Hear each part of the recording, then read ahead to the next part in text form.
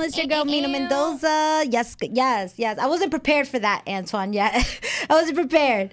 But we in here. It's your girl, Mina Mendoza, little girl, big personality, Queenofspice. Yes.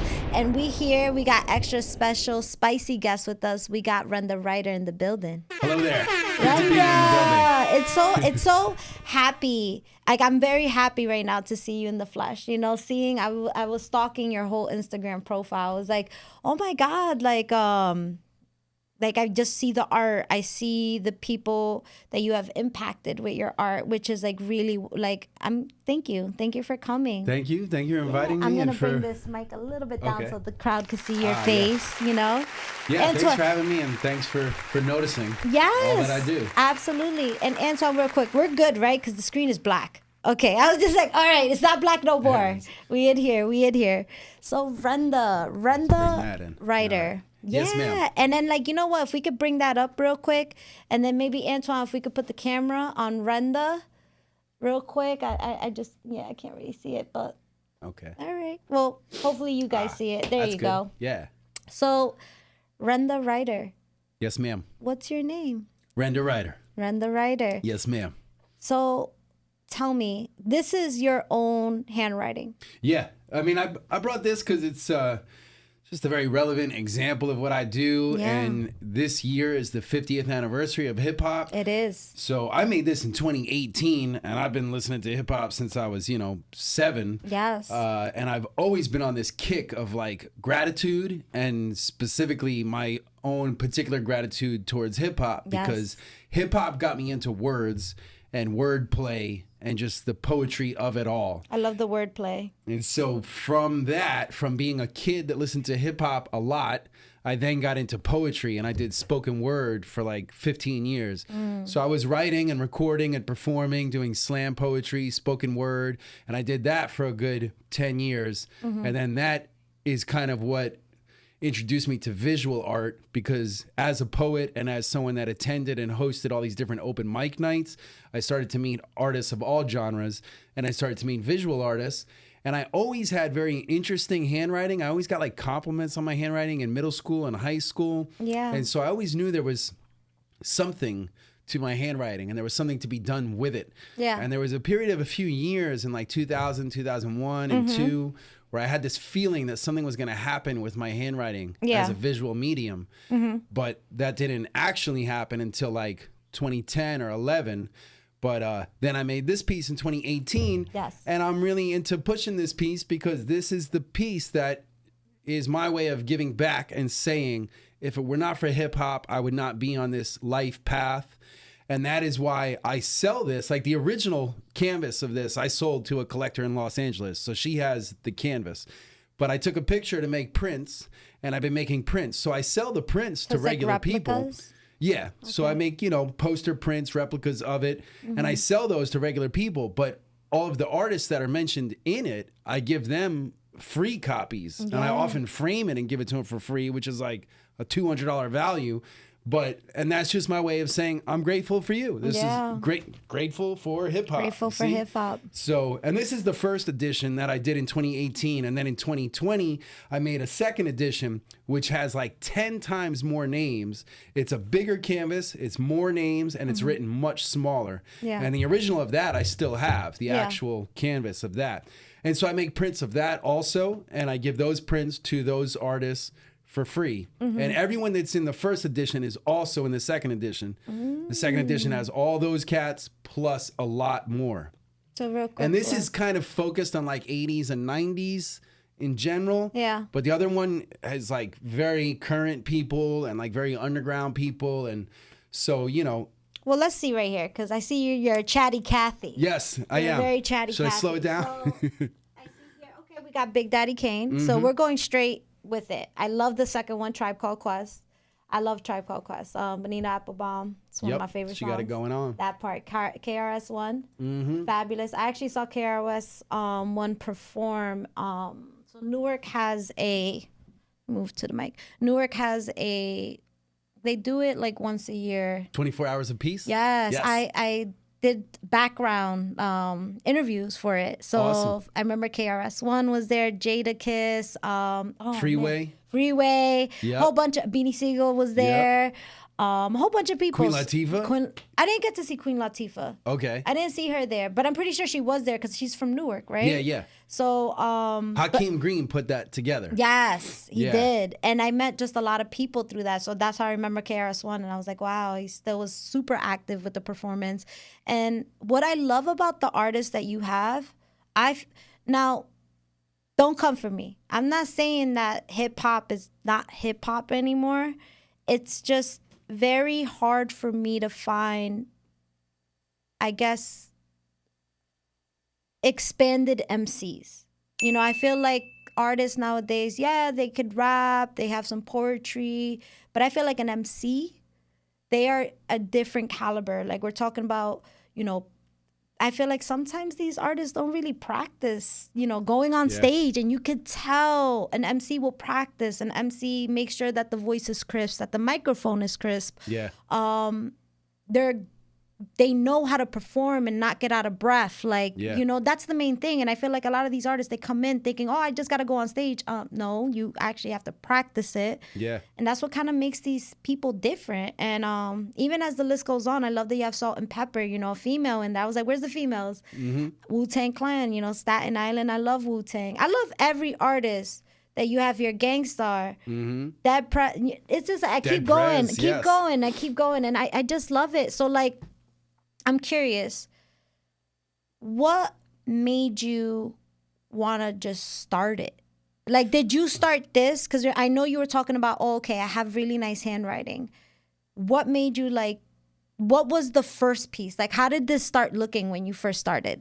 You talking about like this, the hip hop piece, or just my art? Well, let's talk about this piece, because I see this being spread around on your page. Like, did you ever change the names in order, or has it been this order the whole time? No, it's been this ever since. And that's what's interesting, because a lot of times I think people don't really get it. Like, a lot of times people comment on Instagram and they're like, yo, add my name. It's like, I can't add anything. It's a finished piece of art. It is what it is. There's no adding. There's no subtracting. There's none of that. It's a piece of art. Yes. It wasn't done digitally. It's done with my hand and a marker and a cup of coffee. You know what I mean? You're saying 80s, 90s. So no artists from 2000. No, this has T.I. is on there. Okay. There's some people. I see J. Cole. J. Cole. So I'm just saying, in general, this one has a kind of an 80s and 90s focus. The second edition covers way more of like the full spectrum of hip hop and the whole life of hip hop. But to tell you like the background on this piece, when I first started doing art in general, which was in 2010. So in 2010, I was still very much a poet. I was performing as a poet and doing spoken word. I was hosting open mics. I was making a living hosting open mic nights, and that's how I paid my bills. Yeah. And at the open mic nights, I would introduce other artists, but I would also do my own stuff. But it was around 2010, while I had the comfort of a job, that I wanted to experiment a little with this idea of doing something with my handwriting. And so I got very into yellow legal paper and blue ink. That was my vibe. Why? I think the why on that is kind of interesting. Yellow legal paper, that's like a thicker paper, right? No, the thickness is normal, but it's yellow. It's yellow and it's blue lines. Okay. And a red line for the margin. Ah, okay. Like notebook paper, not like printer paper. Totally notebook paper. Okay. Yellow. But yellow and a blue pen. Yes. Okay. So that was my vibe. That was my whole aesthetic. And even going back to 2005, way before I did any visual art, my business card as a poet was the yellow paper look. My business card looked like yellow paper, and in blue handwriting it said my name and my Hotmail address. Okay, this is 2005. People still use Hotmail. Really? Yeah, Okay. I got a Hotmail address today. I was ringing someone up and they said Hotmail, so that still gets used. It still gets used.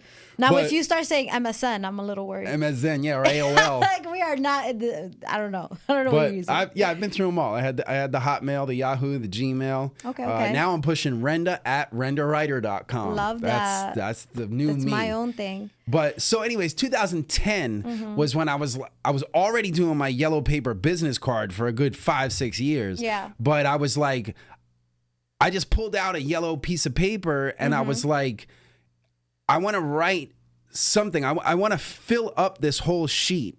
And I feel like if I fill it up, it will look cool. Yeah. But I was like, I don't know what to fill it up with. You know, because I started by writing a poem, like a poem that I had memorized, and I wrote that, but it only covered like a third of the page. A small stanza. Yeah. So then I was like, then I did a piece where I just wrote adjectives, and I just filled up the whole yellow paper with adjectives, like blue, fat, outgoing, you know, all different adjectives. I was like, okay, that's cool. But then I got this idea. I was like, how about if I just list a bunch of names of rappers?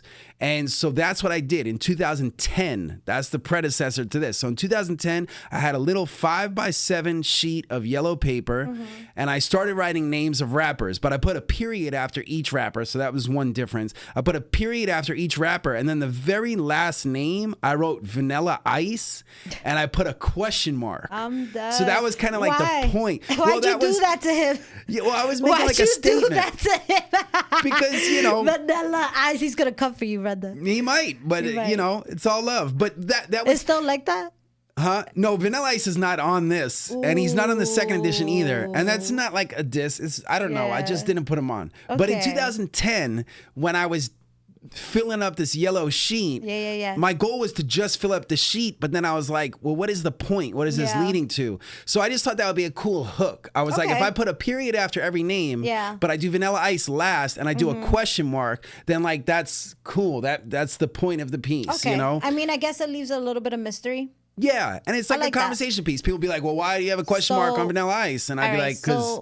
yeah, no, I get it. You know? I like it. So now you're explaining to us, you know, how it started. Yeah. You know, so when did you feel, and if we could keep it just short and sweet so we could get to like all the other questions, you know, because we're going to open this up into a journey. So you don't have to go all in at once, but I do appreciate you though. Yeah. So I guess you started, you know, you develop a niche with this art piece, you know. Yeah.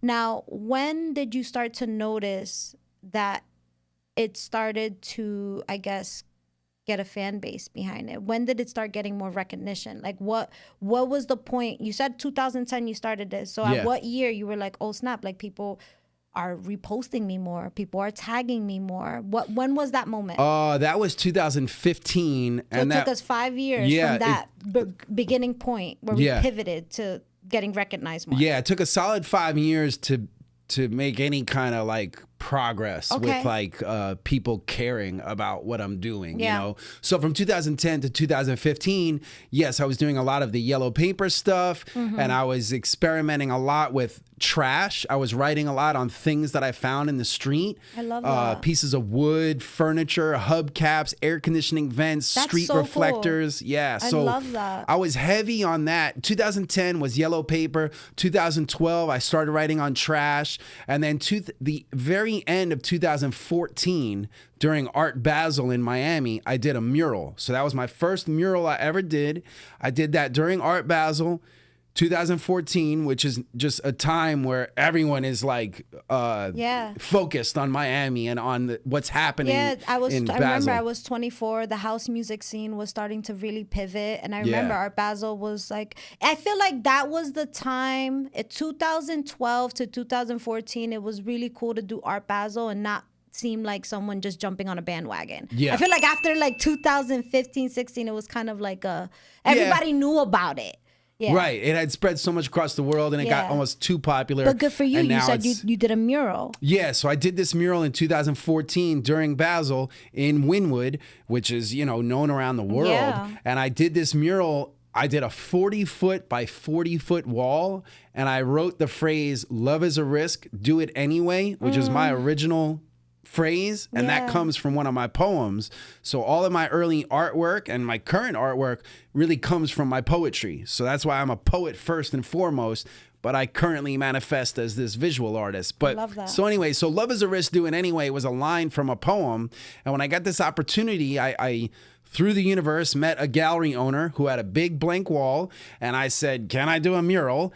Even though I had no mural experience, he believed in me and he said yes. Hey. And he did not pay me. And, I got to emphasize that for all of you out there that don't realize you don't get paid in the beginning, no matter what you're doing. Yeah. You have to be committed to the craft and love it. Yeah. And if you love it, the money will come, Yes. which I'm sure you've heard because it's true. But so I did the mural for him. And it took me like almost 6 weeks because I was writing this big. Well, yeah, that was gonna be my next question. So when my next question. So you said it took 6 weeks. How many hours a day were you putting into this mural? Well, I started. And how many days a week? Were you working on it 7 days a week? No, it changed throughout those 6 weeks. So I started in like October of 2014, and I was only going out to the wall for like 2 or 3 hours at a time, and maybe only 2 or 3 days a week because I was working other jobs. I was hustling. I was installing carpet. I was washing windows. I was I was modeling. I was doing all these odd jobs. I was acting. Model. Yeah. Okay. He's like, I'm in Miami, bitch. Let's go. So in the beginning of those 6 weeks, it was not very frequent. Yeah. So that was in October and November and stuff. And I remember in November, I didn't even go to have dinner with my folks on Thanksgiving. I was busy, And so I skipped Thanksgiving, and November,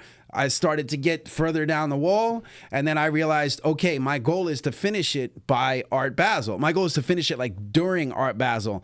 So then during the latter half of November, I started going out for like 8 hours a day, 10 hours a day, 3 and 4 and 5 days a week. Yeah. And it just worked out perfect. I finished it like the second day of Art Basel. So I was out there on the ladder. Actually, now I was not even on the ladder. I was at like regular level. Yeah. And I'm working, writing Love is a Risk, Do It Anyway, this big, 1,000,000 times. Like I'm not exaggerating. No, I 1 believe million. you. And so I'm doing that while there's thousands of people walking by. So yeah, to answer your question, that was the pivotal moment, and you could see why. So, and I was already But maybe it needed to work out that way because I'm thinking about it. I'm like, I think I would appreciate. Now, tell me if I'm wrong. Everybody that's in the check-in right now, or like anyone who watches the show after.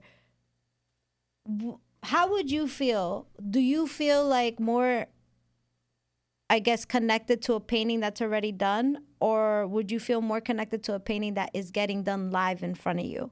Because that's what I feel. I feel like that's maybe what helped you pivot most is that, okay, we're actually watching someone live making this. So that makes all the difference. It's like you're doing a show. Yeah. Not only are you going to provide an art piece that's going to stay there for whatever amount of time it needs to be there, but you're providing a show. And, and from that, you probably have had videos where people tagged you, pictures. So that's amazing. Good for you. Vibes. So that was it. That was a turning point. Okay. And I had just gotten on Instagram a little bit before that. I was on Facebook pretty heavy. Yeah. And so the day I set up my Instagram, I had like 1,500 followers in like one night because they transferred from Facebook. Yeah. And the reason I had so many Facebook followers was because I was such a prominent open mic host. I wasn't an artist. I was a poet and a host. So all of the Florida So you already artists, had a foundation. Yeah. Okay, so that transition was really difficult. Yeah, that foundation then started to transition, and people were like, oh, Renda's doing art now, you know? So they started to see. But so I finished up that mural during Art Basel of 2014. And then, a month later was 2015. So I started 2015 ready, rocking. Yeah. Okay. I was like, and then as soon as I finished that mural, I had another mural lined up and then another one. And then my Instagram was growing and growing and growing. And, okay, amazing. Brought me to today. And I haven't had to work. That's amazing. Since then. I mean, I do work. You are watching work. a master at work. But I mean, working some dumb job, the last it's dumb okay. job You just I didn't worked. have to do a 9 to 5. Yeah. You were your own job. Well, I did then. Yeah. 2013. But after that, 2015, you didn't need to. Yep. And that's so now I great. just hustle. So real quick, Renda, what is your background? Like, what's your nationality? I am half Italian. I'm a quarter Irish, and I'm a quarter Lithuanian. Lithuanian. Okay. Now, when you were younger, because I guess you could say this is calligraphy, no? Well, you could say it's typography. Typography. Yeah. Okay. Calligraphy is like a fancy like that has script to be, writing. okay. Lots of embellishment and fanciness to it. Yeah. But typography is the name given to like the genre of art that utilizes words as a medium. Got so it. typography, calligraphy would be a type of typography, but typography could be calligraphy writing or handwriting or digitally made, you know, whatever. So what I'm doing falls under the category of typography, but then being that I'm an artist and I'm really into defining myself, I call my art handwritten art. That's I noticed like, that. yeah, so that's a term I created. Yeah. You know, and I spell it the way I do. Like handwritten is not one word. It's usually a hyphenated word. Yeah. But I made handwritten one word, and I do handwritten art. I do handwritten murals, and I'm a handwritten artist. Love that. Jack of all trades. We do it all. Yeah. So I guess when you were a kid, what I want to get into is when you were younger, were you doing any type of art? Or did it start at a certain age? Well, no, I mean, when I was younger, I was not doing any type of art, but I definitely was writing. Yeah. And so later that turned into art. Yeah. Yeah, I wasn't even writing a lot of poetry as a kid, but what's interesting is when I say writing, what I mean is I was doing my homework. You know what I mean? Like I was definitely a nerd. And I don't mean nerd like nerdy, like I wore glasses. Nerd is video games, right? Nerd is like nerd is like comic book video games, but then you have I wasn't that kind of nerd. So I guess what I mean by nerd. School? Yeah, I was smart and I was in the gifted classes. So so you were like in honors class? Above honors, I was in gifted. Shit. He was in college. He was in college when he was in third grade. Okay, I love that. So did you go to college? Like I also went to college. What did you major in? You ready for this? I majored in finance. Whoa! Even Antoine, look at Antoine's face. He's like, what? No, I love telling people that. So you like numbers? That's not what they expect. No, that I don't. I like this part of the story too.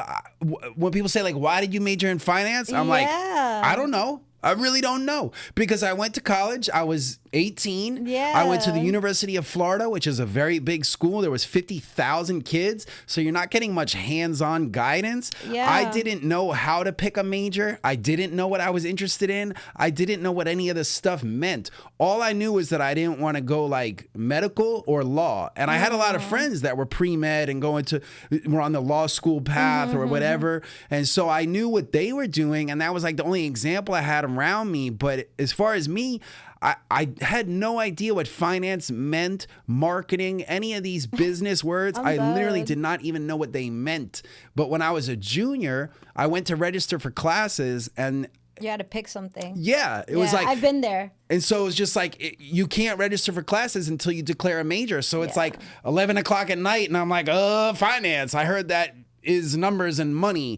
So I was like, cool. So I picked that. And then I started taking actual finance classes and I realized I don't like this, but I don't want to change my major. I just want to graduate and get done with this stuff. I get it. So when I just stuck with graduated, I did not get into, I never worked in finance. That was just my major. So you just went to college? Yeah, I went to college. I majored in finance and that was it. That's so expensive.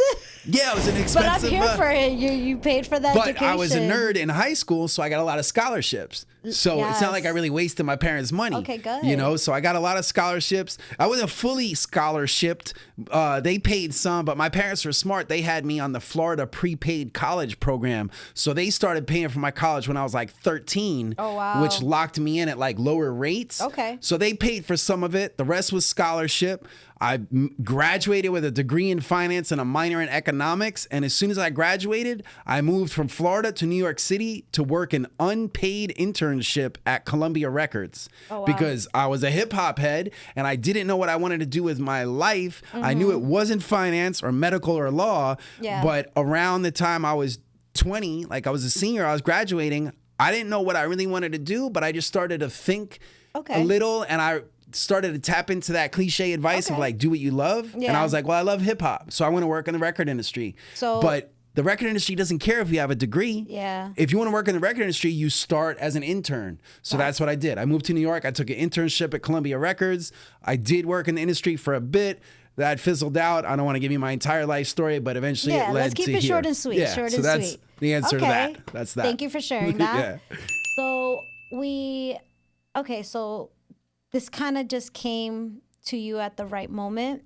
So tell me a little bit, who was the first person that you were able to present your artwork that was at a certain level of exposure?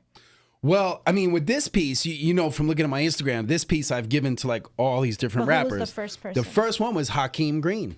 Wow. Yes. Wow. And I love telling that story because Hakeem Green, shout out to Hakeem. I will send you this link when it's done. But Hakeem is a great person. I grew up listening to his music. He was in a group called Channel Live. KRS-One discovered Channel Live and put them out. They were on Capitol Records. They had their first single was a pretty big hit. It featured KRS-One. It was called Mad-ism. And I grew up listening. I bought that on cassette, you know, and then fast forward many years. In 2018, when I finished this piece, I was just riding around with a friend of mine and I was telling him about this piece and he knew about it. And I just kind of was like, yeah, it'd be cool to like give it to some of the rappers. Yeah. And he was like, I'm gonna make a phone call right now. And it was Hakeem Green? Yes. Wow. And he called Hakeem from my car. Made it happen. And he didn't even say, like, he was talking to my speakerphone, but at no point did he say, like, hi, Hakeem. You know, he was just kind of like, yo, what up, Hawk? And I didn't know who he was talking to. You had no idea what was happening. I had no idea. And then when he hung up, I was like, so who was that? He's like, Hakeem, Channel Live. And I was like, you could hook me up with him? Yeah. And he was like, yeah. Okay. And so I went to Hakeem's house and I gave him the art. And then after that was when I was like, this could be a thing. I could make this a thing where I give this to all these rappers. So who was your second person? My second was Freddie Fox, aka Bumpy Knuckles. Okay. I don't know if you ever heard of him, but and him I never met. I just found him on Instagram because this was around the time I was really building up my Instagram and I started to see all these rappers on Instagram and I started to see that it was real. Like these were rappers that were really running their own Instagram. So I hit up Freddie Fox and I sent him the picture of Hakeem. And I was like, this gives me the credibility. Yeah. So I'm like, yo, I gave this to Hakeem. I want to give it to you. So what's your address? Started, and then it just started going. And then the next person I got was Wyclef from the Fugees. Fire. And that also came through my buddy Uncut, the guy that hooked me up with Hakeem. Yeah. He was like, I'm doing live art at this event tonight in Miami, and it's an event for Wyclef's sister for her nonprofit. If you want to come, Wyclef might be there. So I went, me and Uncut both did a mural. I didn't really have this on the top of my brain, but I was just there to do the mural and hang out with Uncut. But then I saw Wyclef and I was like, I have the art in my car. I ran out to my car. I brought it back in. He took a pic with it. So then I was 3 rappers deep. And then I was like, okay, this is a thing. So this starts becoming almost like your wallet. Yeah. It's like, I can't leave the house without this thing. I love it though. I love it. I love it. And I see an artist there just because I am half Peruvian, half Colombian, but I do see Immortal Technique. He's a Peruvian rapper. Yes. Immortal Technique. I love hip hop. That's why like when I was studying the art, like the piece, I was like, oh my God, these names, it's all like, it's the stuff that I like. Because like I was born 1990, so yeah, I wasn't grew up in the 80s, but a lot of my influence was early 90s hip hop because of my older brother. He was the one taking care of me. He was born 75, so he was like, I don't know. I was listening. The only reason I know who Wu-Tang Clan is because of him. Yeah. You know, Wu-Tang Clan, I grew up with, you know, Nori. I think a lot of times we get exposed to music through an older sibling. OD. Like, I remember it was because of him. I knew who a lot of the Tribe Called Quest. I knew who the Fugees were. Yeah. Quick story. My brother, who his father is... So my brother is half Chilean, half Peruvian. And when my brother lived in Canada, I don't know if you know, but like at one point, Lauryn Hill was living in Canada. She had a residency there. So my brother was hanging out with Lauryn Hill, but before she blew up. Okay. Yeah, like they were hanging out casually in Canada because she was talking to one of his friends. You know, they're like, you know, all in there, but it was before she blew up. And it's like, I remember always him telling me that story. I'm like, that's crazy. Like, that's so dope. Now she's a goddess. OD goddess. You know, crazy story though with her music. I hope that she does get the rights to her music one day because I don't think she has the rights to her music. Oh, I didn't know that. Yeah, it was something along those lines. That's why, I don't know if you noticed, it's hard to go to a Lauryn Hill concert. Yes. Because she's not allowed, I think, to play those older songs. Yeah. She's doing the Roots Picnic. Like, you know about that? Like she could do it in specific ways. Yeah. I would say look into it, but there's something with the copyright of that music and right. legal. It's that first album. Yeah, there was a whole lot of controversy on that album. There was Miseducation of Lauryn Hill. Yeah. With the producers, and once All it blew that. up, everybody got greedy and some shit happened. I don't follow that too closely, but I know what you're talking about. Yeah, she's a goddess. Absolutely, and like even like other like I'm just looking at it. Oh, I love that you have Beastie Boys there because I feel like them right there. They're just so. Every artist, I keep looking at. You even got Eazy-E, crazy ass Eazy-E. Everybody that's on here, and I'm glad that it's funny though because you have it down as Puff Daddy instead of P Diddy. Yep. So I was gonna question that, but I was like, maybe that's how he met him. That's how he loved them. Like, well, I met him. Did you see that on my Instagram? That. Yeah, I met him and I gave him this, and then I also gave him another piece of art. That said "Love" all over it. And so, did you know that he changed his name to Love? That's his name now. What? Like legally? Yes. His legal. He posted Love Daddy. Yeah. Love Daddy. That's his name. Love and Daddy. He just had a baby. I know that. And his baby's name is Love. I didn't know that. Yeah. Interesting. So, but I met him. I totally manifested that. I spent a good year focusing my mental energy on the idea of meeting him. When I heard that he changed his name to Love, I was like, I have to meet him. I have written the word love easily 2 million times with all my murals and my canvas art. I'm in Miami. He lives in Miami. I'm like, it's going to happen. I'm going to meet him. I'm gonna. And so I did. I met him. And what was crazy is I kind of like met him on Instagram. I messaged him and he actually responded, and then he connected me with a guy that he works with that kind of controls his social media. And so I spoke with him, and then he was going to be appearing at this venue in Miami. So I hit up this guy that he connected me with, and I'm like, yo, I'm going to be there tonight. Can you help me meet him? And he was like, yeah. But when I met him, I saw him from like 15 feet away, and he was in the middle of talking to someone, but he saw me, and I'm holding this big love canvas, and I'm holding this piece, and he recognized me like by face and the art. I stood out. And when he finished talking to that person, he started walking towards me, and he went, Renda! And he put out his arms for a hug. And I'm just like, dude, when Puff Daddy says your name, before you even have a chance to say his name, you've made it, good for you. So that was cool. I love this. I'm so happy for you. This so is now amazing. I can say Puff Daddy's a collector. Hey. Yeah. Okay, I'm still like reading the names. It's so dope. Oh, you got the Fat Boys. Ooh. Okay, we're gonna get back to this. It's a lot. I just love the hip hop history that's in here. Even DMX, I fucking love DMX. Yep. So my question is this: I love that you have these pieces of art with your handwritten art. If you were to think of artists that you do look up to, dead or alive, who are people that you look up to? Like if you could name 3 artists, artists from the past, present, whoever, who are people that inspire you?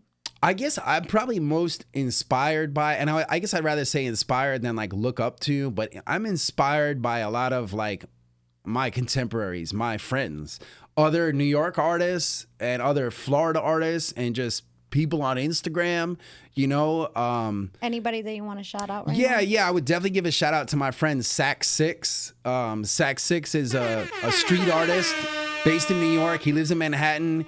He hits the streets hard. Like, he does a lot of street illegal stuff. He also does canvas work. He does murals. He curates shows. He's extremely active on the New York scene. Yeah. And he's like one of the major players in it. And I just did a show last week in Manhattan because of him. He curated it. He brought me into this space and gave me, a pop-up shop. I did a 12-hour show. It was all because of him. I gotta go to one of those shows, definitely. Yeah, so I consider him a friend. He is just my friend like anybody else. But as an artist, yeah, I look up to him. I'm inspired by him. I dig his work. I don't know. I guess I like a lot of other like mural artists. There's a female artist named Muck Rock who is based in Venice Beach, California, and I was actually just talking about her earlier today. I've collaborated with her a few times, but she's just someone that I found initially on Instagram when I first started traveling a lot, and I just was really impressed by her tenacity, how much she traveled and how quick she is. Because to me, the definition of talent is to do something great quickly. You know, like anyone could do something great and take their time on it. You know, you could do a beautifully realistic portrait of someone. Yeah. And if it takes you 100 hours, that's how long it took you. But if you could do that in 5 minutes, to me, that's the definition of talent.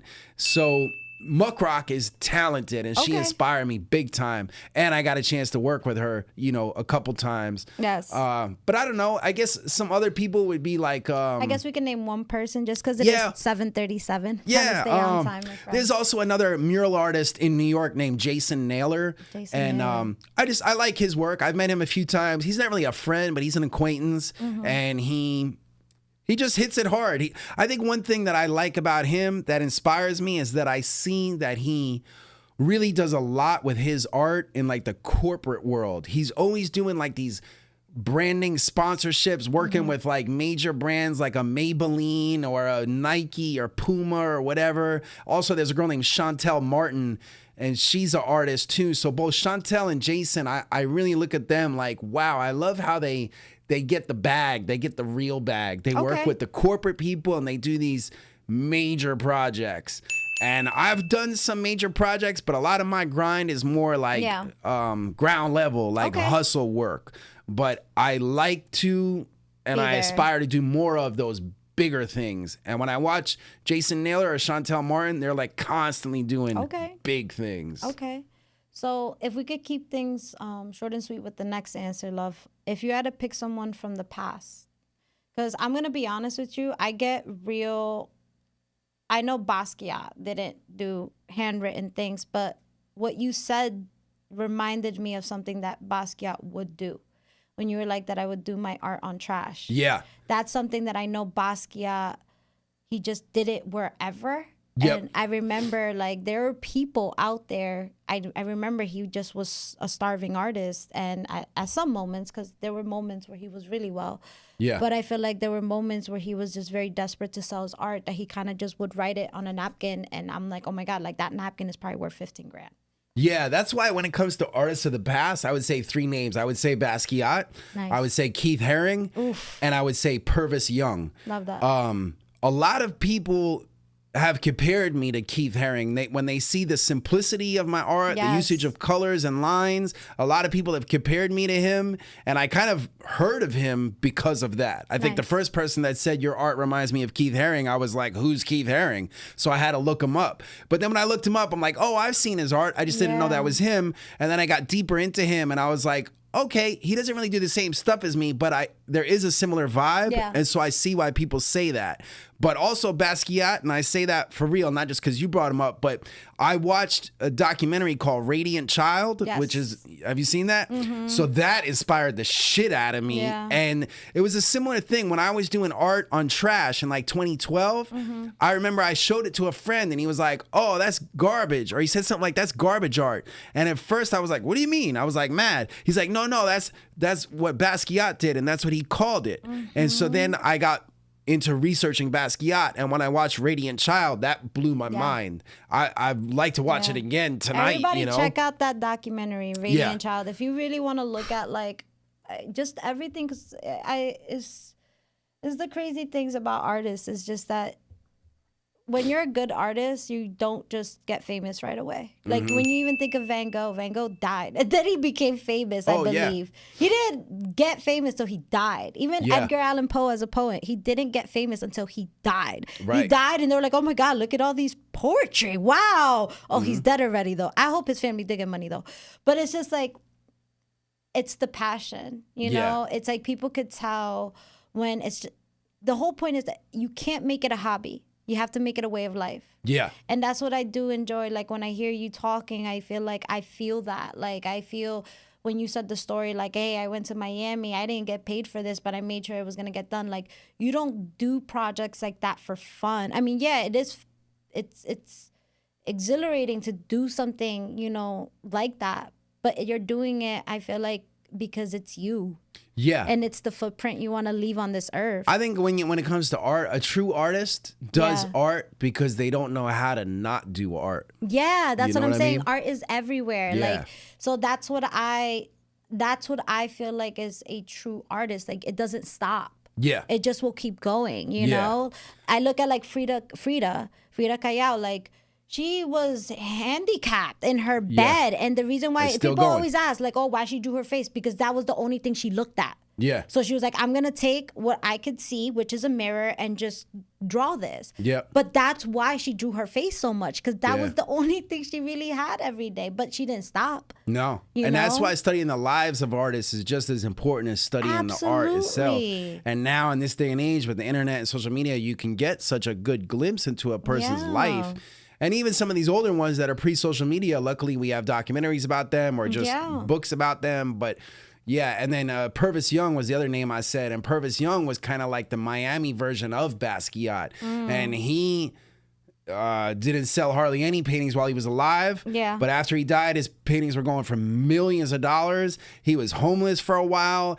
And all of his art was untrashed. And he just made art all day. He didn't give a fuck about nothing. All he did was make art and stockpile it. And he just had storage units filled with art. And then towards the very end of his life was when other people stepped in and were like, okay, this is how we're going to monetize it. You know? Terrible. But so Purvis Young was a huge influence too. And there's a great documentary about him. Just because we got people in the check-in, you know, we got Jelly's. Shout out to Jelly's Tainted Treats. I had a friend come by. She has a company that makes unique special treats.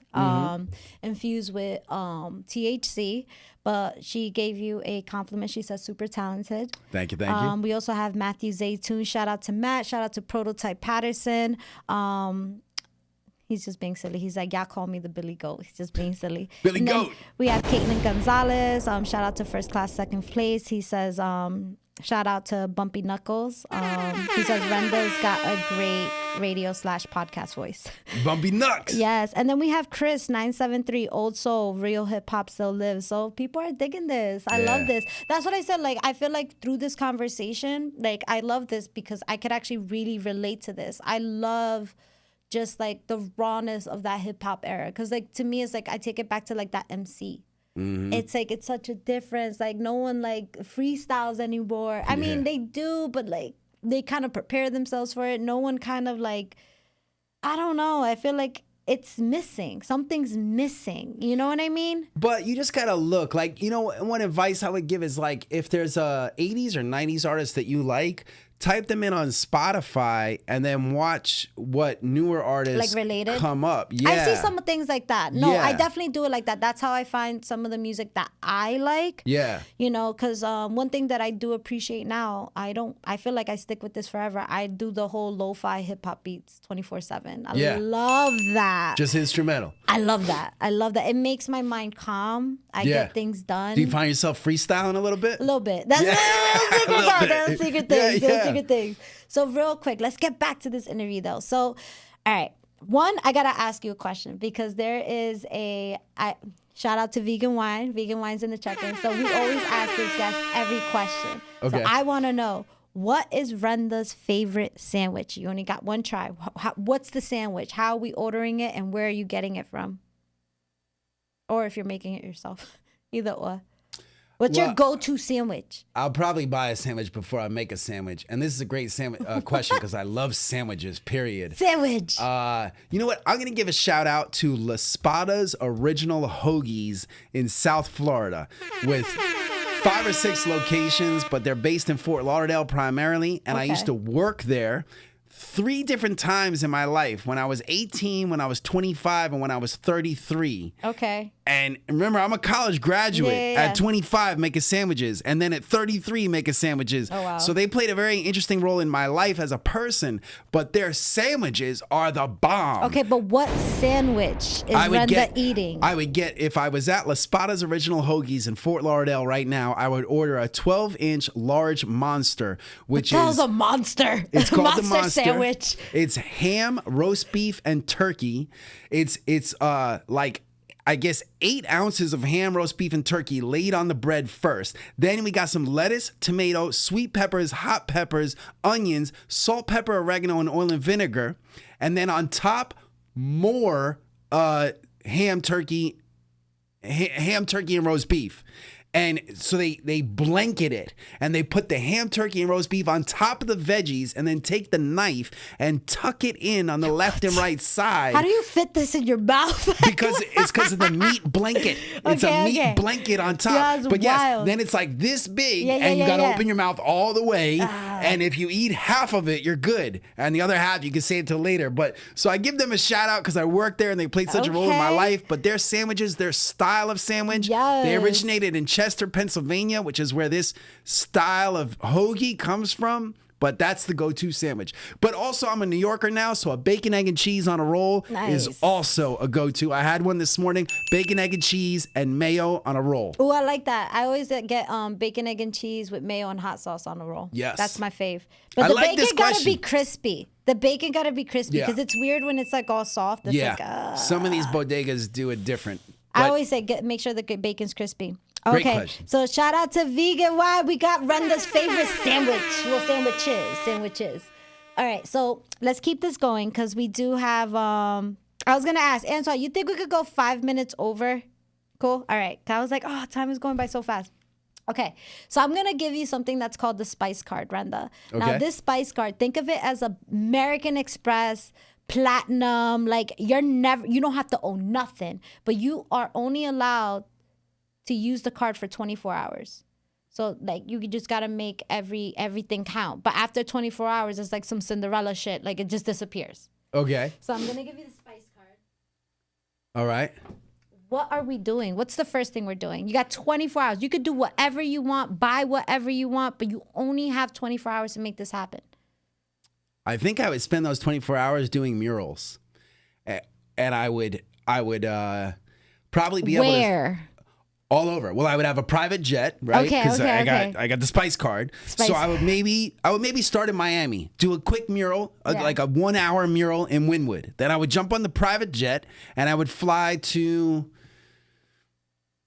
maybe Italy. I would fly to Italy and I would do a mural there. And I did a mural in Italy a few years ago, so it wouldn't be exactly anything new, but I would go to a different part. I was in Rimini, Italy. Maybe now I would go to Rome or something like that, but I would go to Italy and I would do a mural. You give me Germany vibes, like Berlin. I see your mural in Berlin.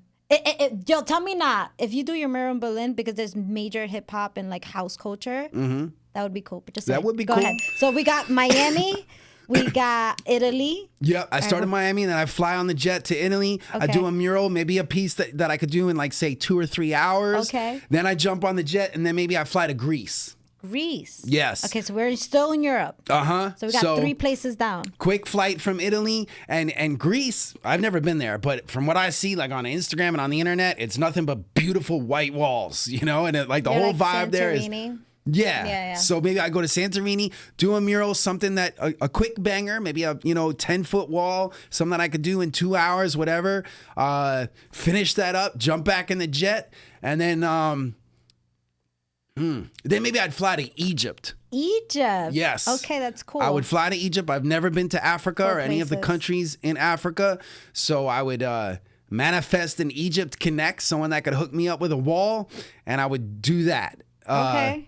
And then, you know what? Then I would, and this is something I was talking about earlier today with a friend of mine who's from Israel, because it's real. This isn't hypothetical. All this shit could be real. What? But I would go from Egypt to Israel and do a mural there. Nice. And I would do a World Peace Mural because I don't know how deep you stalked me, but I have a project called the World Peace Mural Tour. I know. So, it's on your thumbnail. Yes.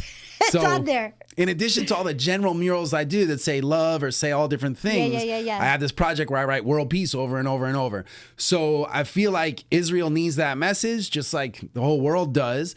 But I was talking to a friend of mine today who's from Israel, and he's like, I can make that happen, totally. So we're talking about me going there maybe this summer or in the fall. That. So that'll happen. But so, yeah, I go to Miami, I go to Italy, I go to Greece, I go to Egypt, I do a mural there, and then, maybe we got a few hours left, and so then maybe I fly to, I don't know, maybe just fly to Canada, Canada. Do a mural there. I love that. We'll just go to Canada. Yeah, why not? It's kind of close to home, but it's a different country. I've never been there.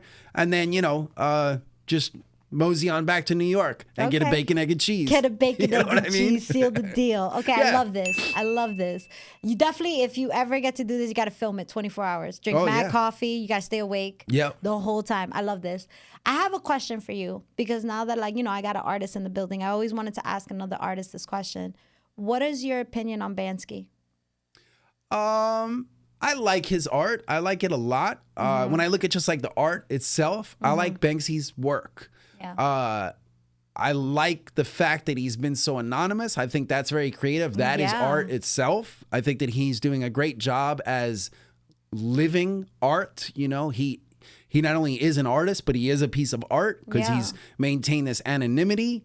I also like the fact that his popularity has brought so much attention to art and the art world. Yes. But I guess what I don't like is how many artists are just ripping him off and just trying to be like him. Yeah. You know, and it has inspired a lot of that. Like, art is supposed to be original, and he is original. Yes. But all the people that are inspired by him like, do are your just own copying thing. him. Yeah, facts. And that's a funny thing about the word inspiration. And that's why I try and use it sparingly, because there are so many people that just copy you and say that they're inspired by you. Facts. And I think it's important to be inspired Original. by things outside of your genre. Like, I'm a visual artist, but I'm inspired by hip hop music. I'm inspired by comedians. I'm inspired by my friends. Now, there are also other visual artists that inspire me, but to whatever extent they inspire me, you will not see it in my work. I'm not copying them. You know what I mean? So inspiration should come from everywhere. You know, it should just come from life. It should you be should be different. inspired by the hard times too. You should be true. inspired by that breakup or that when you got arrested or whatever. That should inspire you too. Absolutely. You know, everything should inspire you. You should see life as inspiration, because Absolutely. I'm big on the word gratitude and the concept of gratitude. So if you're constantly in a state of gratitude, you're constantly in a state of inspiration. Absolutely. You should be in a state of awe. Like, life should be awe-inspiring, you know? I'm inspired by speakers like Wayne Dyer, like Abraham Hicks, like Deepak Chopra, like Neville Goddard, like Jim Rohn. These are people that have written books and have spoken around the world, and they speak about these kinds of things, about the nature of inspiration and the purpose of life and finding your purpose. Napoleon Hill and his books. So that inspires me big time. Okay. Cats like that, you know? And now with YouTube, if you're watching this, all those names I said, look them up and you'll see why it's so inspiring. But I thought of that because Wayne Dyer talked a lot about this idea of being in a constant state of awe. You should just be that way. Yeah, and I appreciate you like definitely sharing that with us. So yeah, I definitely agree. I feel like just kind of make it like your own thing, like just your own thing. Yeah. Because that's really what's gonna make you stand out as an artist, you know, because that's your own, like that's what differentiates you from like another person. Like, I could look at, like, for example, if I see a painting where the elephants are standing up and the legs are skinny, I'm automatically gonna think Salvador Dali. Yeah. You know what? But that's his thing, surrealism. He had that was his thing. If I look at the Marilyn Monroe picture, but in opposite colors, I'm going to think of Andy Warhol. Yeah. That was his thing. And now millions of artists do this Andy Warhol stuff, or the Monopoly character, or And whatever. then I don't get it. Basquiat, he was disoriented and very like, you know, everybody had their own thing that I feel like differentiated them from everybody. Even if you want to go even classical, like Monet, like, you know, what made him different, I feel like, was the way he used his watercolors and the way he was able to make reflections in the water by just putting patches of paint. I'm a big time artist fiend. I love art. That's great. I love art. I went to Salvador Dali Museum. I seen his art. I've been to like so many museums. I went to Frida Kahlo's house in Mexico. I went to all the museums that I could think of here on the East Coast. Anytime I see a museum with art, I go to it because it's like, it's always something else that makes it different. But just to go like, you know, back on topic. So we got your opinion on Banksy, you know, and I agree with you. There are people that are just not doing their own thing with it. So I do hope, like, my thing is just like, what is going to be the next thing for art? You know what I mean? Well, it's unfortunately, like the next thing is this artificial intelligence. That's what I was gonna say. That's what it is. That's insane to me now. And and before we even get into that conversation, just to get a little bit more about your art, I feel like the one that stuck out to me the most was the one that I saw on the street, which is the reason why I contacted you. Yes. I remember I was in New York and I was walking down and this thing was in my feet and I tagged you in it. Yep. And it says, your comfort level will kill you. So I don't say it in that way. I always say it the other way. And I've been saying this for years since it was introduced to me. If you want to grow, you got to get out of your comfort level, because if you stay in your comfort level, you're going to be stagnant. Mm-hmm. But the way you said it, it was exactly the same thing, but your way. And when I saw that, I was like, oh my God, who is this? And luckily you had your Instagram name right there, because I was like, that's exactly what I did. I followed you and I was like, oh my God. But like, it's that quote right there. Like, I was like, oh my God. And it was just like, I don't know if it was somewhere in New York. And I don't know if you had recently did it or when it was, but I guess, when did you start using that quote? Because we talk about the love quote a lot, but you haven't talked about that one. Love is a risk, do it anyway, and your comfort zone will kill you. I came up with both of those in 2012. Okay. And they were both taken from poems that I had written, and I started pushing them in 2012 in the little bit of visual art I was doing on Trash. Yeah. And then I did the mural that was Love is a Risk, do it anyway. And then around 2015, 16, I started to kind of revisit that comfort zone will kill you idea. And when I started doing canvas pieces, I started doing that a lot on canvas, and I noticed that it was selling. Yeah. And I just noticed that a lot of people really love that quote. And so that was me saying like, okay, listen to the people. They'll tell you what to do and what to focus on. And so when I saw how much that resonated, I started to do more of that.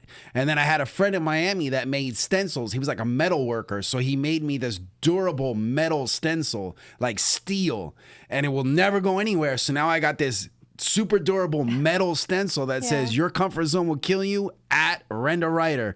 So I started spraying that on the streets in Manhattan and then all over New York. And now I just do it everywhere, but I have it in a lot of places in Brooklyn.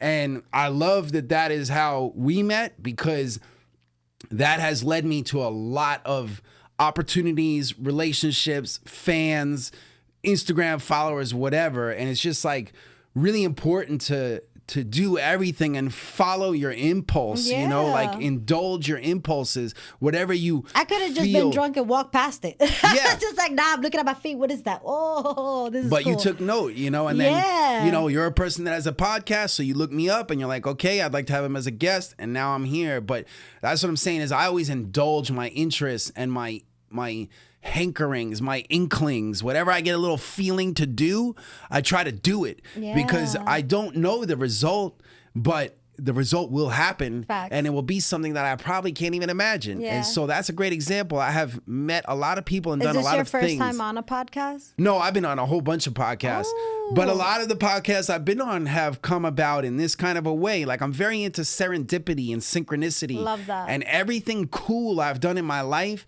has some sort of a serendipitous origin. You know, like serendipitously through my boy Uncut, I meet Hakeem Green and give him the art. And it's after I give him the art that I realize I could start giving the art to rappers. And now I've met 160 something rappers. Facts. And turned them all into collectors. Awesome. So everything has some serendipitous connection that you're not aware of until you act on it. Okay. Love that. Yeah. I love that. And I guess like, you know, because we do only have 5 more minutes of the show. And I guess if you had to pick a person that you haven't presented this piece to, if you could pick one person that you would love to give this to, and you can, you know, we could put it into that Spice card thing, you know? Yes. Who would it be? That would be Eminem. Dead or alive? Live, Eminem. That's dope. Yes. Eminem is a lyrical assassin. I'll tell you why. I'm a fan of Eminem like a lot of people. I'm not a stan. I'm not like overboard. I like him and he's probably in my top 5. I like him. I had a lot of his earlier albums. I didn't get into a lot of his more recent stuff.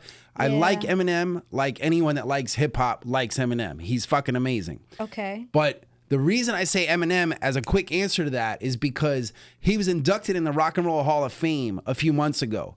And when he got up to give his acceptance speech, he said, I want to thank these people. I have a list. Please forgive me. The list is kind of long. And then he just rattled off a list of like 100 rappers in alphabetical order. Fire. He named a bunch of known people, underground people, whatever. He was like Awesome 2, Audio 2, Beastie Boys. And he went in alphabetical order, and it basically sounded like he was reading my art. That's and I'm like, really cool. that's why I need to give my art to him, because he's a hip hop head. Yeah. You know what I mean? It's so not would you just say like hip hop historian?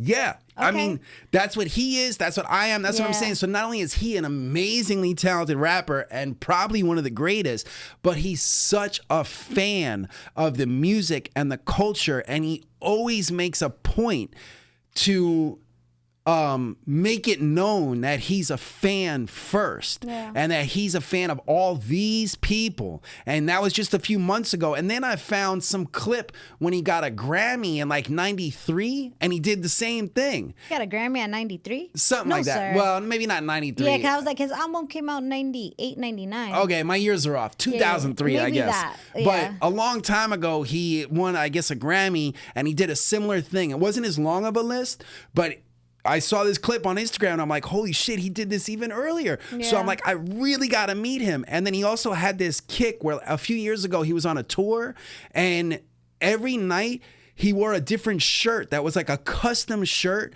that was an album cover of another rapper. That's dope. So one night he came out with a Biz Markie album cover shirt, and Nice and Smooth and King's Son, and a lot of rappers that most people don't know, like Eminem fans don't necessarily know these people. Yeah. But he's out there wearing their shirts, so he's doing his thing to promote others. And so that's why I say Eminem without question, because I just have to meet him. And the same way I met Puff Daddy, it's gonna happen. Love that. I'm talking to a guy right now who works for Shady Records. Let's go. And so that's my link. So it's all about 6 degrees. So I'm trying to get within 6 degrees of him. And I would gladly jump on a plane and go to Detroit or whatever it takes. But I feel like it's going to happen, and because I speak things into existence. There you go. And here I am speaking on a podcast, so that's even more power behind the words. But yes, Eminem, Marshall Mathers, he's going to be a Renda Writer art collector. I don't know. What do you think? I'll tell you, but what vibes do I give you? I like to do this game. I'm going to say 3 signs. Okay. I'm going to say either Aquarius. Okay.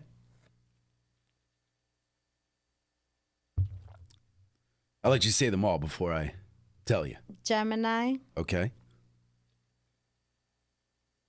Or between, okay, maybe 4. I would say Scorpio or Leo. Leo is right. Oh, okay, I'm right. I was like, it's giving me some type of fiery vibe. Yes, okay, yes. cool vibe. Fire. I was like, it's either going to be, I was saying Aquarius because Aquarius is the opposite sign of Leo. Right. And then I was saying, but he seems kind of diplomatic with his answers. So I was like, okay, maybe a Libra. But I was like, but he's really hyper. So maybe a Gemini. But then he's also very confident in the way he speaks. So maybe a Leo. So I was very mixed in. I was like, okay, that's cool. That's very cool. I love that. Love that. I'm not super into astrology, but I read about it and I read about my own sign. And when I read about what the Leo is, I'm like, my rising sign's in Leo. So I was just like, I fed off of that because I got... You know, I just good vibes. I'm a fire. I'm a burning fire. I'm a lion. I'm a volcano. He's a volcano erupting, just going crazy. Very Leo. Out of control. And I have the same birthday as Pasta News from De La Soul. When's your birthday? August 17th. Oh, my son's birthday is August 10th. Okay, so he's a Leo too. So you're the almost last day of Leo. You're like Leo Virgo vibes. Right. Okay. One of the guys from De La Soul, Everlast from House of Pain, is August 17th. Lil Pump, the rapper Lil Pump, is August 17th. R.I.P. Didn't he pass away? I don't know. I don't keep up with those kind of people. Lil Pump passed away? No, who am I thinking about? Maybe Lil Xan. Lil Xan, I think, died. Somebody. It was a song. I know it was a SoundCloud rapper, but okay. And Robert De Niro. Really? And Sean Penn. And some other people. I don't know. I can't even think. And he says he doesn't know astrology. Oh, and what's his name? Joyner Lucas. Do you know Joyner Lucas? Nah. He's like an Eminem protege. He's an amazingly talented rapper, and I think Eminem brought him out or something, or signed him. But so yeah, there's a lot of August 17th energy out in the world, but that's what I am. I'm a Leo. I'm a just a fireplace. I'm a lion sitting next to a fireplace fueled by a volcano. Love that. Yeah. So this brings us to the end of our show. I honestly, Renda, it's been a whole vibe. I so appreciative that you answered the message, because like I said, it truly happened like that. I was looking at my feet and I wasn't even drunk or anything. I remember that night I wasn't even drinking. I was just out. I looked at my feet and I was like, oh my God. And his Instagram name is right there. I found you. And I was just like, I got to talk to him. Like, it's hip hop. I love hip hop. I love art. I was just like, this is really cool. I need to talk to this person. So thank you so much for just, you know, coming onto the platform. Thank you for, you know, allowing this conversation to happen. And like, I guess before we leave the show, just, I guess let people know like where they could find you. Give out your Instagram name, your YouTube channel, and also any shout outs before we leave. Okay, yeah. So my Instagram is Renda Writer, RendaWriter. I'm also on YouTube, Renda Writer. I don't have a huge following there, but subscribe to me, and if I get a bunch of subscribers, that will inspire me to upload a lot more content. Let's go. You know, I only have 24 hours in a day. But also on Instagram, World Peace Mural Tour. Just like it sounds, that's where you find all my World Peace murals. And then my latest project is Grateful for Hip Hop. GratefulForHipHop.com. You could buy one of these shirts, and you should if you are the least bit grateful for hip hop, which I'm sure you are. And it's the 50th anniversary of the music and the culture. So GratefulForHipHop.com, and also Grateful for Hip Hop on Instagram. World Peace Mural Tour. RendaWriter.com takes you right to my online store. If you want to be a Renda Writer art collector, you know, I'm just a big ball of gratitude. And so I'm grateful for my collectors, the people that inspire me, and life itself. I'm healthy. I'm working. I'm here. He's here. You know? Love that. Love that. And everybody that's tuned in with us in the check-in, thank you so much for tuning in with us. It was a whole vibe. I hope you all enjoyed this episode, because I sure did. And yeah, let's keep the good vibes going. You know, it's Thursday, 7 o'clock. I'm going to be here same time next week. And again, Renda, thank you for stopping by. Thank you. Everybody that is on the check-in, don't forget to like, share, and subscribe to the YouTube channel, especially if you love content like this. And yeah, it's your girl, Mina Mendoza, little girl, big personality, Queen of Spice. We out of here. Antoine, we out.